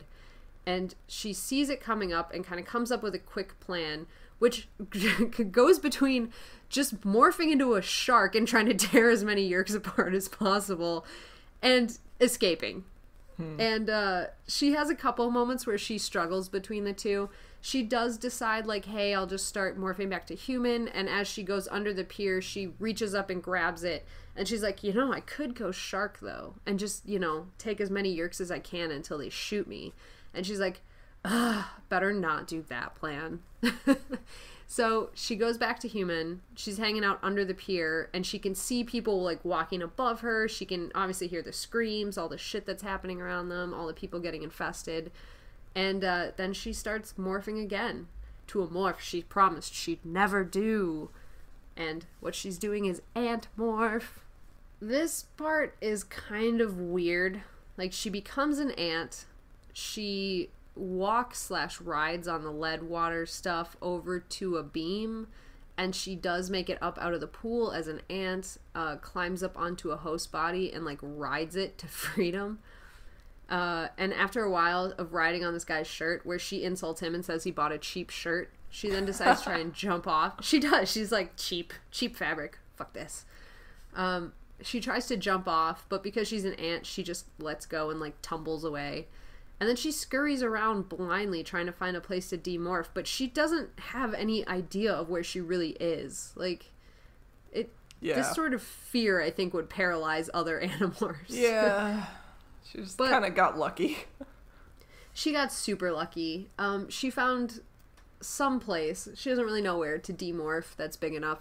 So she starts demorphing. About halfway through, she gets her sight back and realizes... Whoa, I stuttered a lot. Halfway through, she gets her sight back and she realizes she's in some sort of storeroom and there's boxes there with panels on them. So she hits the panel because why the fuck not? And it opens up to a bunch of Draken beams and she's like, alright, I'll have one of those, and grabs a Draken beam. And very shortly after that, a Hork-Bajir opens up the door, enters the storeroom, and she kind of panics and just fires at the thing. Luckily, it was on the low setting, so she makes a very, very good joke about setting phasers to stun, which I appreciated thoroughly. Yup, me too. And then a woman enters right after, and she stuns her too. And then just starts, like, taking her shit. She's like, I'll have her shoes. They're a little small, but whatever. And then she takes her blazer, and she checks the label because she's Rachel. She's like, DKNY? I don't mind if I do. And puts on that blazer. She puts her hair up in a very nice ponytail and grabs the woman's glasses and is like, I look good enough to walk around the Yerk pool now. She's wearing, a fucking, probably bright pink or green leotard with this fucking blazer. To be fair, I believe hers is black. I believe she almost always has a black leotard. Oh yeah, you're right. Sorry. So that is the only redeeming factor here, is that even in this day and age, a black leotard with a very fancy blazer and some nice shoes, you could pass as fancy. I was picturing the shitty 90s hot pink with the green.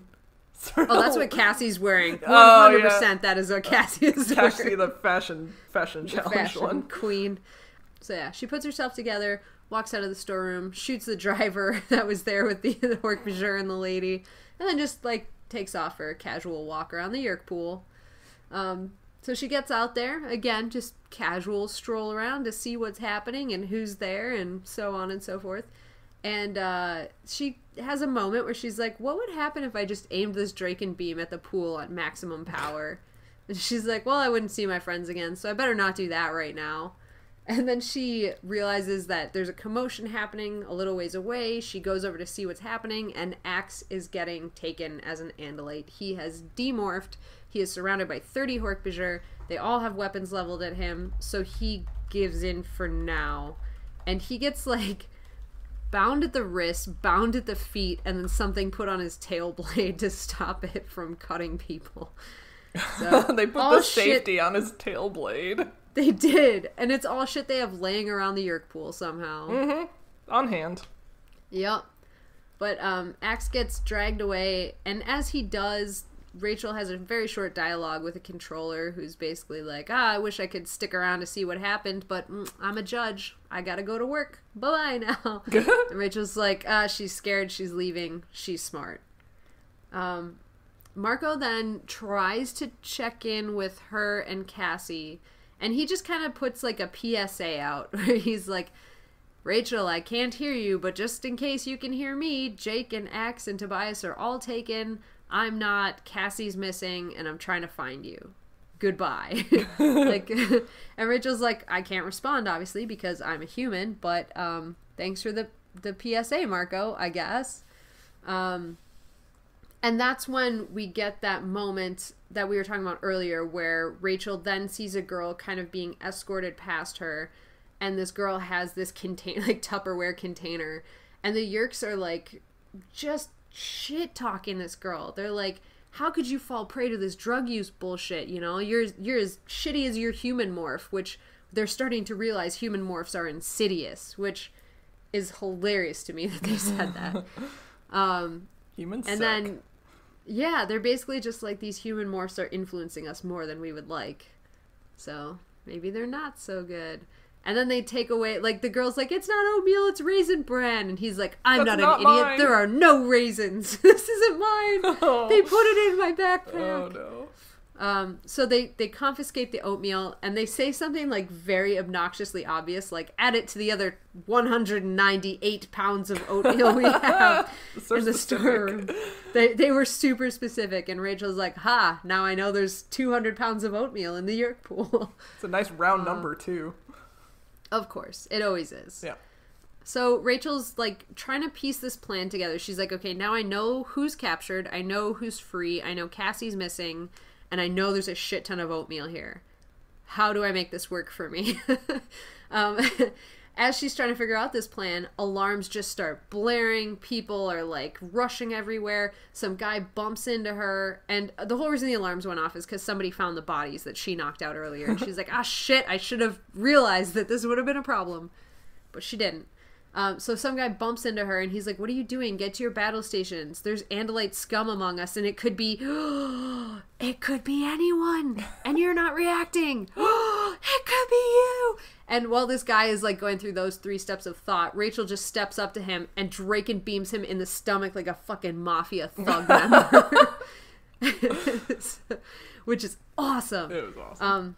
It was so cool. But the problem with that is that some of the energy bounced back and hit her, and so Rachel just goes, this guy tried to Draken beam me! He's one of the bandits! He tried to Draken beam me with this! And, like, holds up her gun that she stole. And, the guys all start freaking out and, like, going up to this one controller, and she just kind of jumps back into the crowd, and then somebody goes, where's that girl that was just here? And then Cassie is right in front of her, and she's like, what's up, Rachel? And Rachel's like, holy shit, thank God you're here. But she has a brief moment of, like, thank God I found Cassie, before the entire top of the cavern splits open and bug fighters descend upon the Yerk pool. Dun dun dun. Who could that be?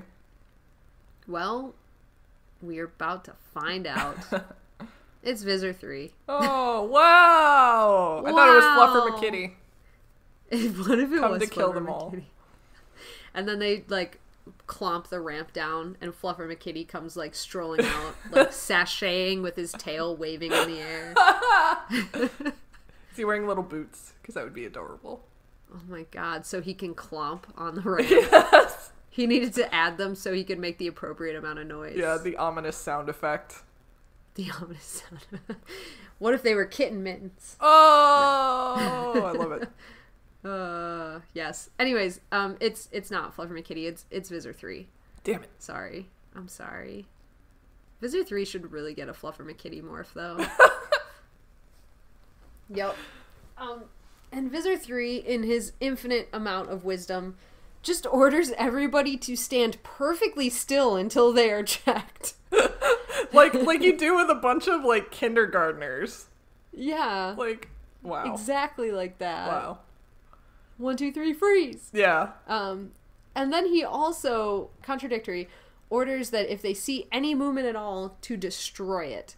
So Rachel's, like, standing there with Cassie. They're almost in the cafeteria, but, like, there's one row of just a Taxon and a couple dudes that are in their way that will notice if the two of them sneak into the cafeteria. So what does Rachel do? She busts out her gun again, shoots them all, and says, hey, they moved! They're Andalite bandits! And then shoots, like, 2 other dudes just for good measure, and then they duck into the cafeteria and, like, go running across this cafeteria, and Visor 3's behind them shouting, who's shooting over there? Who's shooting? And they're, like, knocking chairs aside, bumping into shit. They see a door for a supply closet, and they're like, in there! They wrench the door open, and there's just a gorilla, like, quietly eating a banana, lounging around on a bunch of boxes. And they're like, Marco? And he's like, nah, some other gorilla. He's so sassy. And I just love the visual of him lounging. Like, yes. Yeah. Eating a banana. His arm behind his head, like, hey, what's up? Hey, ladies, how's it going? Hey, ladies. Rachel basically lays out the plan for Marco, and it really felt like a moment where Rachel has just mentioned earlier how she's good at seeing the path right in front of her and what to do in battle, but she's not great at seeing the broader plan. So she basically lays out the current state of affairs for Marco and is like, what's the plan? And Marco asks her, and she's just like, throw oatmeal in the pool. I don't know. And Marco's like, okay. And he cuts her off this time because Rachel's about to go, all right, let's do this plan. And Marco's like, no, allow me. Let's do it. I fucking love Marco. You can't stop me. So Rachel starts to go grizzly, but decides this is not the time for grizzly. So she goes elephant. And she almost impales Marco with her tusks as they come out, and he drops a Draken beam under her and has to crawl awkwardly under her elephant morph to get it. And they're like, all right, now we're ready to roll? And they're like, yeah. So Rachel leans against the wall. They see the oatmeal shed in front of them. It's like 30 feet away, maybe. So they run for it. They charge through some Hork-Bajir. Rachel gets a little bit slashed, but not bad. And then she busts through the shed. And she grabs a barrel of oatmeal in her trunk because they realize the oatmeal is being stored in these like 50-gallon drum kind of a thing. So she grabs it and just throws it in the middle of the Yerk pool. And it just floats. And they're like, oh, fuck, we didn't think this through. And they're like, wait, we have a Draken Beam. Marco, shoot it. So Marco levels the Draken Beam at the oatmeal barrel and says, your move, Visor. So the Visor does some quick mental math and then monologues at them and says, there's only 1,000 Yerks in this pool. It would affect maybe half of them before we could get this mess cleaned up. So I don't really care if you blow it up. And then Rachel's like, okay, so how do we make him care? And she's like, I know. She charges Visor 3, goes through a Hork-Bajir, grabs Visor 3, and throws him into the pool. But not before he slashes like half of her face open and blinds her in one eye. So she's like bleeding profusely, blind in one eye. And she's like, whatever. And then then she starts threatening him. She's like, now do you care? So he did. He cared a little. She's gotten so good at throwing people. Yeah, based on she's really the circus killing guy. it. She also hit the barrel on the first try. That was pretty good. Impressive. Yeah. Yeah. Yeah. Basically, once Visor 3 is bobbing around in the little, like a little kid in the pool, everybody freezes, and they're like, don't move a muscle. We're gonna fucking sort this. So Rachel just starts kicking barrels of oatmeal into the pool. Meanwhile, like, Marco's freeing people, I guess, like freeing Jake and Axe and Tobias. And then they start slowly, like, cartoon-like backing up the stairs ever so slowly. And Tobias goes, hey, Visor 3 is morphing. And they're like, what? So Marco fires off the Draken Beam, shoots the thing, blows up the barrel, which, by the way, the sound description in the book was so accurate. If you've ever heard, like, a barrel just, like, boom, that's exactly correct. So he blows up the barrel, but it doesn't really do much other than cause absolute pandemonium with all the controllers running around. It doesn't stop anybody. It doesn't seem to be helping anyone. Everybody just starts screaming and running. So they're all backing up the stairs, and Visor 3 is, like, coming out of this gooshing, whooshing pool as some sort of pterosaur creature, and that's when Rachel starts to pass out from the blood loss from her injury. Right. So they're all screaming, like, demorph! Demorph! And she's trying not to because she doesn't want to give away who they are, but they're like, you just have to. So now Visor 3 and Hork-Bajir are bounding up the stairs after them, like, or I guess Visor 3's flying as some sort of pterosaur quill creature. And again, quill creature. His or Applegate's favorite. I don't know. But he really likes having those quills. And as Rachel's, like, becoming human, she realizes something. She grabs the Draken Beam and just goes, everybody go mole. And then Draken beams the cave down and collapses everything on them. Okay. Good plan, Rachel. Good plan. But it works.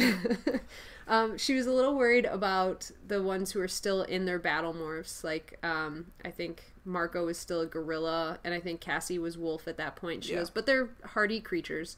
So they go back to human, then go mole. They dig their way up. They do have to stop at some point and carve out a cavern large enough for them to demorph, which how? She said, I don't know how. That would not work in my mind.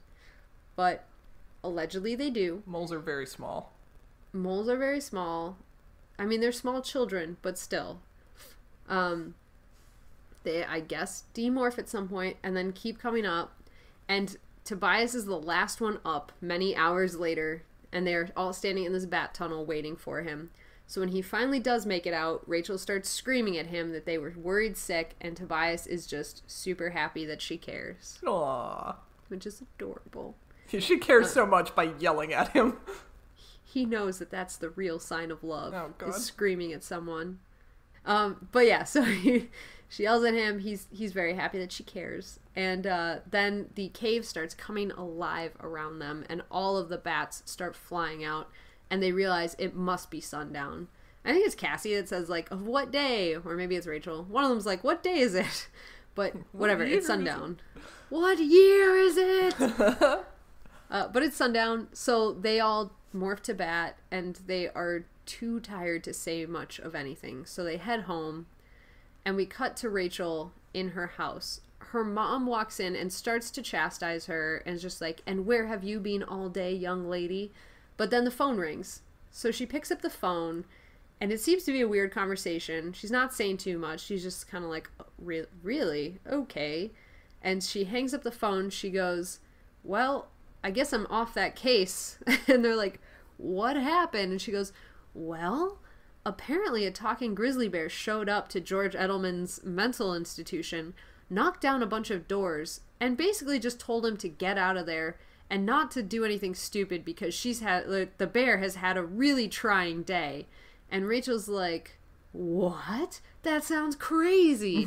And her sisters are all like, Mom, are you sure? Like, that's really wacky. And she's like, don't look at me. I was just told this. Don't look at me like I'm the insane one. And they're all like, that's crazy. And then Rachel kind of encourages that line of thinking and ends the book by saying, if you ever hear a person raving in the street, please give them some spare change. I guess that's good advice. Okay. I mean, sure. What if they're not asking for change? What if they're like one of those, the end is nigh? Give them a high five and say, yeah, it is. Yeah, it is. Woo, yeah. Apocalypse! Woo. So, have you taken the time to bring all your thoughts about Rachel together? Yeah, I think so. Okay. Okay, I'm ready. So, I initially predicted that I was going to come into this recording feeling one way, and then as we went through, I was going to feel better about it, and that did happen.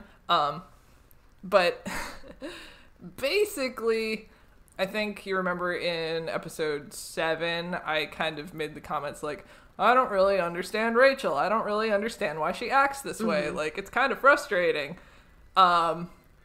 There were parts of this book that I went back to that emotion and amplified it like tenfold. I was so frustrated with her for a lot of this book. Just fucking... Alright, let me preface this by saying the last third of the book, awesome. She was absolutely awesome. I loved her. And I think that's because a lot of the times with Rachel, she'll be walking down a fork in the road and one sign will say, this is the smart thing to do. It may not be the solution that you want to do because you just want to like kill everything, but it's the smart thing to do. And the other route is, fuck that, let's kill everything. And in the last third of the book, she took the first route. And I was like, okay, that's good. Like, this is intelligent and not crazy. And there were other times where she was just like, yep, fuck it, I'm doing this other thing. Fuck the consequences. I admire that she is brave. And I admire that, you know, she does things for the greater good. But fucking hell, sometimes she just, she dives into situations willy-nilly. And the things that bother me are 3 things. A, when she does reckless things when she doesn't need to. Like, when she does reckless things during, like, simple recon missions. Like, when she just, like, fucking dove into the truck. And, like, willy-nilly. That drove me a little nuts. And, like, when she dove into Finester's house. And you'd think that she wouldn't dive into things like trucks and water after diving into a window and getting zapped. But no, she still does it. I got mad when Jake said, hey, Rachel, that was kind of stupid, and she got mad at him. Like, that kind of annoyed me. It's like, no. Like, you know you do stupid things. Own up to the fact that you did this stupid thing. And don't get mad at Edelman for jumping out a window when you do crazy shit all the time and you risk your life and the lives of your comrades. And then 3, I can't, like, a bunch of the kids do this and it drives me crazy. I hate it when they lie about being fine and then doing things anyway, even though it's going to be a detriment to the team and the mission. And at some point in this book, she says, I am, as far as I'm concerned, I'm responsible to myself. And I'm just sitting here like, yeah, but your actions have consequences! Ah! And like, at some point, you're not being a hero. You're being a detriment. And she almost compulsively lies about being fine. And I know it's because she doesn't want to appear weak. But, like, when Jake does it, it's because he's the leader. He has to appear strong. And he still does appear vulnerable at times. Like, he'll sit with Cassie and be like, I'm so fucking scared, but I have to be strong. Like, that's one thing. And then, like, Marco was, you know, he was doing the whole, like, I have to be strong and I have to be funny in the face of danger. And it's like, he was doing that because he didn't want people pitying him about his mom. And that... like, it was coming from kind of a selfish place, I think. But Marco also has some sense of self-preservation. And so he can, like, judge the situation and deem it, you know, stupid or dangerous and show some hesitation. So I feel like that kind of rounds him out. But with Rachel, I don't understand her motivations apart from the fact that, like, she just can't show weakness. And I don't know why. And it comes off as... she can't show weakness because she will feel stupid or ashamed. And I think that's coming from a very selfish place. And, like, it's fine if you feel that way, but if it's affecting your work and it's affecting the people around you, like, it's not about you. It's about them. But, like I said, I liked her in the third part of the book when she was, like, doing stuff. And she was thinking and she was considering and she wasn't trying to be this gung-ho hero, and she wanted to be, but then was like, maybe not. Maybe that's not the smartest route to go. I loved that.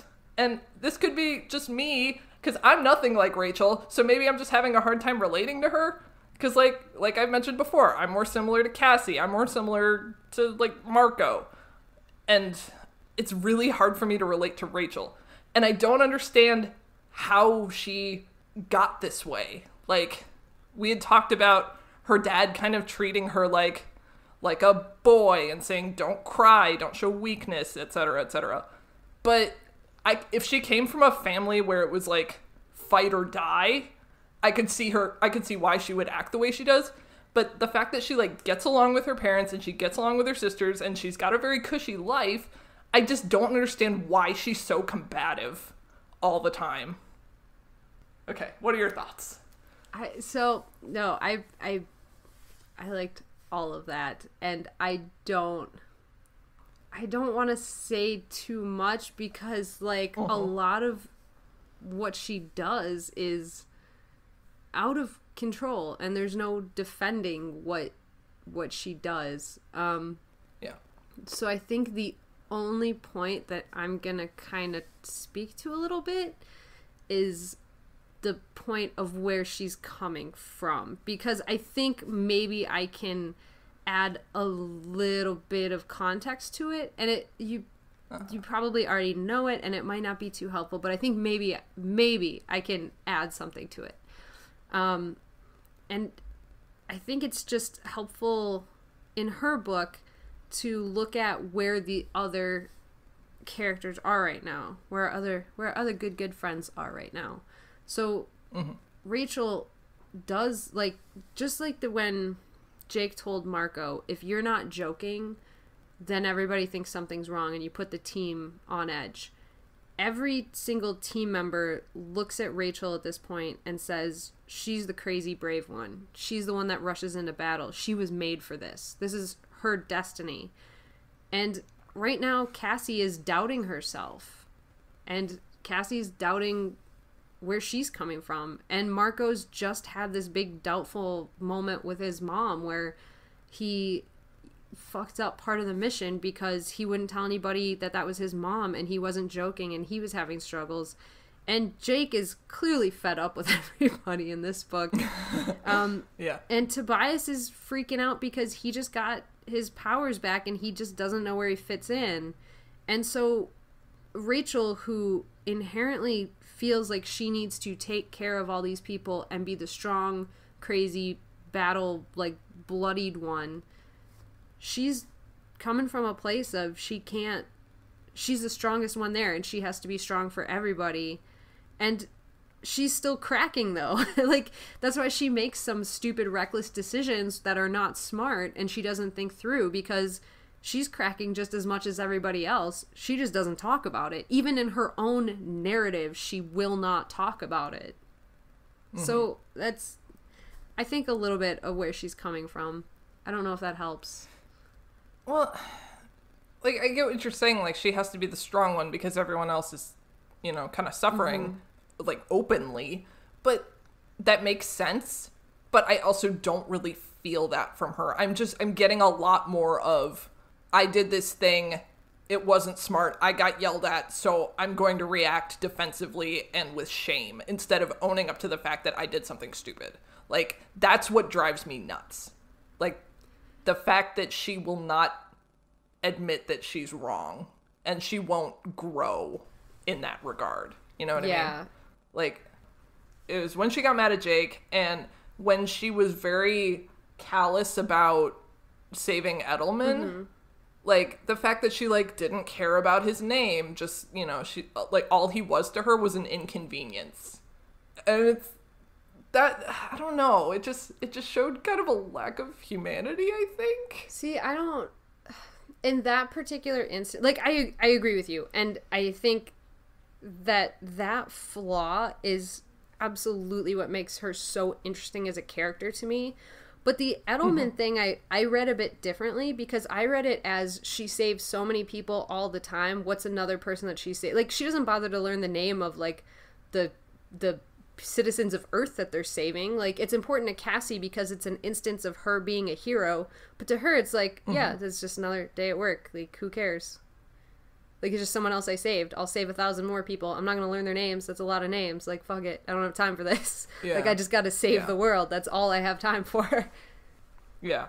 But yeah, I mean, I can see it from both perspectives. And I liked that Cassie's perspective played, I think Cassie definitely came from where you're coming from more too with this, of like, how can you not care about this? Like, how can you not, like, why don't you care?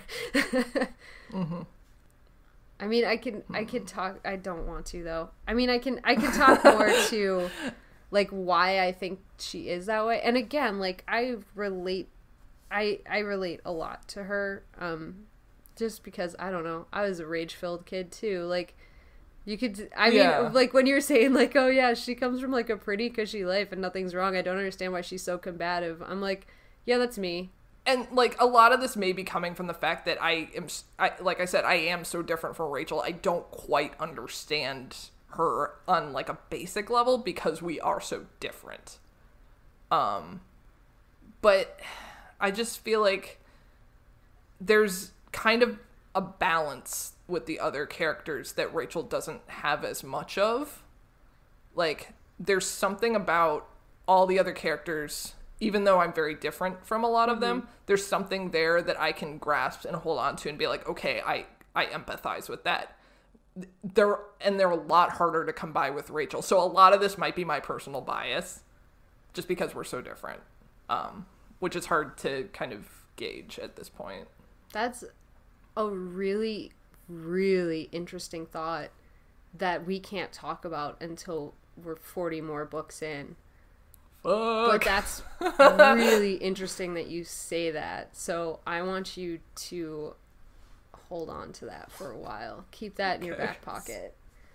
Okay, put a pin in that. I love that thought. Okay. And fucking, like, again, like, I really like her in very specific instances, but the instances where I don't agree with her on something, I just really don't agree. And, like, it's the same with some of the other characters, too, but, and I don't know why, it's just, it hits me so much harder with Rachel. Like, I'm just, maybe her rage is contagious, I don't know.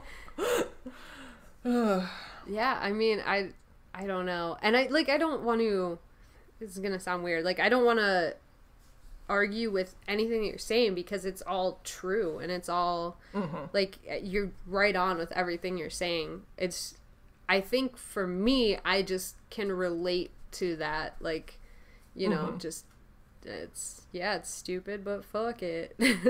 Like, I don't know. There's something about that I can appreciate. Like, but what about just being bold instead of thinking it through? Like, everybody else is thinking it through, so what if I just, like, acted and saw what happened? Like, you know, and I think that, I don't know. I don't want to argue with your points, because they're all right. I just have a lot of thoughts. Okay. Thoughts that you can't talk about yet. Well, I don't even know that I can't talk about them. I'm just not sure I can build them into a cohesive whole. And sure. I also, I guess the last thing I'll say about this book, when you're talking about like the first 2/3 versus the last third, it did definitely feel like she was unnecessarily enraged from the beginning. And I think that would have been an effective literary tool if we had known the reason that she was so angry at first. Like, even, like, you know, arguing with Jordan and, like, getting intense over, like, the shrimp. And it turned into this, like, pissing contest of, like, well, I just can't lose. I'm in the wrong, but I can't fucking lose. So I'm just going to keep, like, doubling down, which I am guilty of. So I get that. But, oh, no. But yeah, like, I agree that the first 2/3 of this book, just her character isn't as strong as the final third, where she was still reckless and she was still making compulsive decisions, but she was doing it in a way, like, I almost feel like it was written that way just to show us, like, she kept telling us, like, I'm very good when the plan is right here, right now in front of me. I am not as good at the bigger plan. And it almost feels like the way this book was written was a show don't tell us moment where she was very, very bad when she had time to think about it, and it was calm and her actions were drawn out. But when she was in the heat of the moment and reacting, she picked the right move again and again. Like, yeah, I don't know if that's accurate, but that's kind of what it felt like, because you're right, the first 2/3 it's like, Jesus, why? Yeah, like, again, I don't mind her being reckless, but there's a line I wrote in my comic, hopefully I didn't subconsciously lift it from somewhere, but I hope you did. Oh god, I hope not. But the line that I have that comes to mind is, you don't want to pick your battles, you just want to win them all. See, okay. This is why I've sent you this quote so many times as a joke, but it really is one of my favorites, and I always think of Rachel when I say it, but it's, you have to pick your battles, and I pick all of them. Oh, okay. I love that line. Oh my god.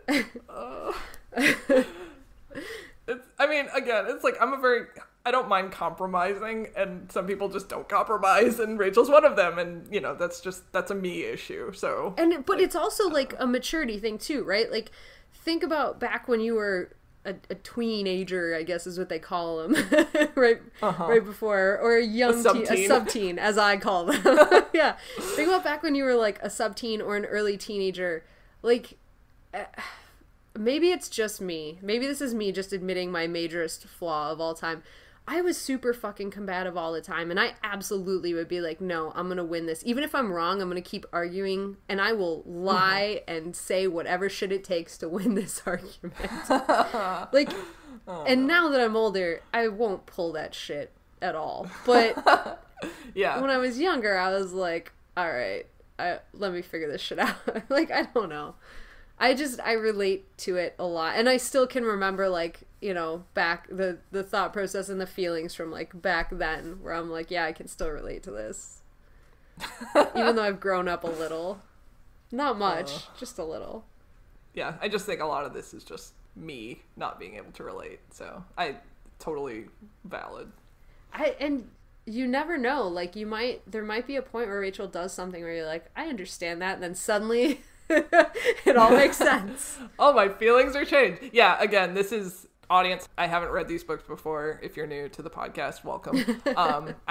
I'm the one who hasn't read the books before. I don't know what happens in the future. Well, I know a little bit of what happens, but So I am totally able to retcon my feelings later because my impressions of the characters are just up to this point. I don't have any future knowledge. So And everything I say is set in stone, and I never learn anything or advance past this age. You never have anything adventures to do anything I expect.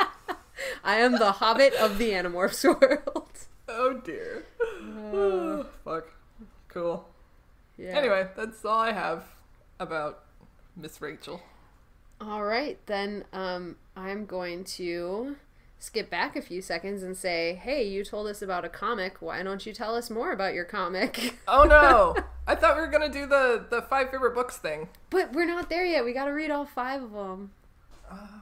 I know. Okay, well, but that's not fair. You can't tell me out of the 2 that you just read, Jake or Rachel, is your favorite Jake or Rachel's. Because I know it's Jake's. And that's hard to argue with. Jake's was much better than this book.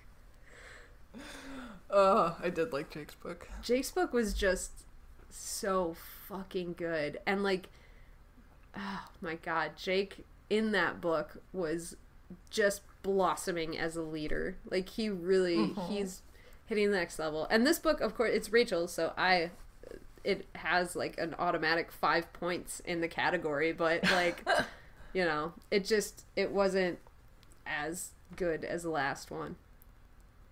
Yeah, the reaction is on my top 5. That's super duper my favorite Rachel book, even though when she lied about sneezing out the crocodile, I was like, why are you like this? Yeah, the reaction is, like, as I nerded out through that entire book, like, that is one of my favorite books of all time. It's just such, like... It's great. It's such... it's Animorphs for me. It's so good. It's so good. I was gonna say, my top 5 has one of each kid sans axe. It's Jake's last book with the computers, Cassie with the skunk book, Marco with the chi, Rachel with the crocodiles, and book 3, actually, because book 3 it's horrible and dark and depressing, but it's also like, that was my intro to Animorphs, and that's the book I know best, and I love Tobias. Yeah, I love Tobias too. I miss visiting him. We'll get to see him soonish. Not really. Our next book is an Axe book. No. I love Axe! Well, we get to visit him next time on Animorphs Anonymous. My favorite son. Yeah, Axe is such a great character. I'm really bummed. And I know, like, I don't know if we've mentioned it on here before, but we looked into it, or I did a little bit, about why they switched off Axe and Tobias books, and it was because the publishers didn't think anyone would relate to them as well, so they tried to spread them out. No! I know, which is total bullshit. That's horrible. Tobias is, like, everyone's favorite character. Oh, for sure. Well, Tobias and Axe are both. Yeah, yeah. Yeah. Like, everyone I've talked to about Animorphs is like, oh, I got into the books because I had a huge crush on Tobias. And I'm just like, well, there you have it. All right. Okay, tell me about your comic book, damn it. Oh, no. Okay. I have a comic. I am writing and drawing it. It is called B-Side You. It's about music and romance. It is on the webs at bsideyoucomic.com. And I just put it on Tapas, which is a comic reading website. And you can subscribe to it there and get updates on when it updates. And it updates on Wednesdays. Yay. So, yay. Go read my comic, yo. I will. I'll read it all, damn it. Okay. Yes, so definitely check out that comic book, and if you want more of the both of us, I don't know why you would, but if you want more of the both of us, you can find a lot of Animorphs Anonymous stuff. We have a Gmail account, which is anonymousanimorphs@gmail.com, which I am pretty dang responsive.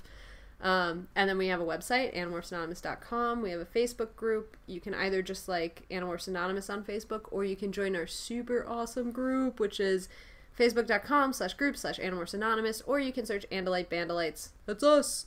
You can also check out our Insta Slam, which is at Animorphs Anonymous. You can also check out our Twitter, which is at Animorphs Anon. And you can find this very podcast that you're listening to on the place that you're listening to it, or also like iTunes or Stitcher or Google Play or Podcast Republic or I don't know, anywhere where fine podcasts are sold for free. Oh man, so good. I'm getting it together. It took me 17 damn episodes, but I'm finally fucking Before we got getting a cohesive ending. cohesive ending together. I think I just finally remembered where everything was. Like, it finally got gelled in my brain. Cool. Yeah. Well, shit. That's it. This is the part. Oh shit, that's This it. is the part where we're not as good because we don't have like a tagline exit or something. Proper sign-off situation. Proper sign-off situation. Yeah. Well, I guess we'll see you in 2 weeks for the next episode. We're gonna visit our Axie boy, the best boy. Yes, definitely the best boy. For sure. So don't miss it, or I'll be sad. And don't forget to give ranting people on the streets your spare change. It's the nice thing to do. Okay, bye! Bye!